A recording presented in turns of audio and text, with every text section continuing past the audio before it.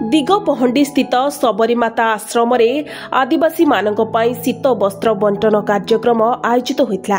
पर्यायक्रमे आरंभ होइथिबा ही कार्यक्रम स्थानीय विधायकों उपस्थिति रे तांको हस्तरु शुभारंभ होइथिला, जहा आज समापन होइछि।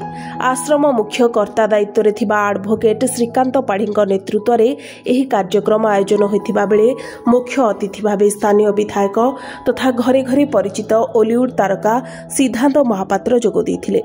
एही कार्यक्रम रे अवसर प्राप्त chief engineer Nagendra Maharana, architecture Pradeep Babu, स्थानीय सरपंच संतोष बाबू एवं अन्य अतिथि मानक सहित आखपाख आदिवासी ग्रामर अनेक ग्रामीण माने उपस्थित थिले।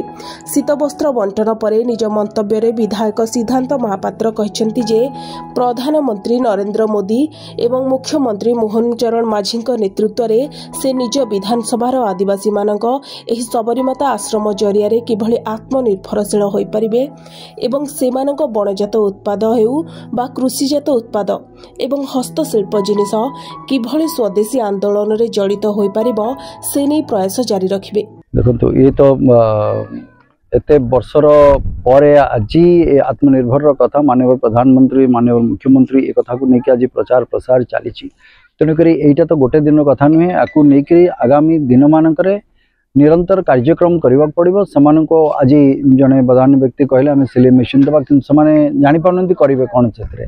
तेणुक तार ट्रेनिंग प्रोग्राम करवा तापर सेटा फैसिलिटेट करवा सेटा दे सारापर से जिनस गुड़िकर केमती ठीक भाव में वितरण हम केमती विक्रय हम ए सब जिनस कले जाकि से स्वावलंबी जिनसटा आसब। तेणुक सेटा तो परवर्ती समय निश्चित भाव में आम तो बर्तमान जिते गुड़िक आमर वनवासी जनजाति जातिर जो माने भी अच्छा आमर तेणुक एससी एसटी तो से आम सरकार भी गुड़े जिनस आनी विधानसभा क्षेत्र में आम चेष्टा करूँ से केमती कैपेसिटी बिल्ड करने। बट आज जो कार्यक्रम था सबरी माता आश्रम तरफ आज आमर वासुदेवपुर पंचायत बड़ बुरुडाठी आमर गोटे कार्यक्रम करा जायथिला, जोठी आमर आदिवासी जनजातिर जो लोक माने एठी बसवास करुचंती तांको शीत वस्त्र आज प्रदान करागला। सबरीमाता आश्रम तरफ आज ये अंचल रे जेहेतु शीतर प्रकोप चली से दृष्टि को आखि आगे रखी जेहेतु पहाड़िया एरिया से आश्रम तरफ आज पाखापाखि 5-7टी गाँ को कंबल बंटन कर सबरीमाता आश्रम तरफ विभिन्न प्रकार सामाजिक एवं साहाय्य मनोवृत्ति रखी काम चली। माँ भौणी भाई मैंने सब आसते समस्त को कंबल आज दि जाए। आज्ञा मो ना अच्छी त्रिनाथ मल्लिक ग्राम सानबरडा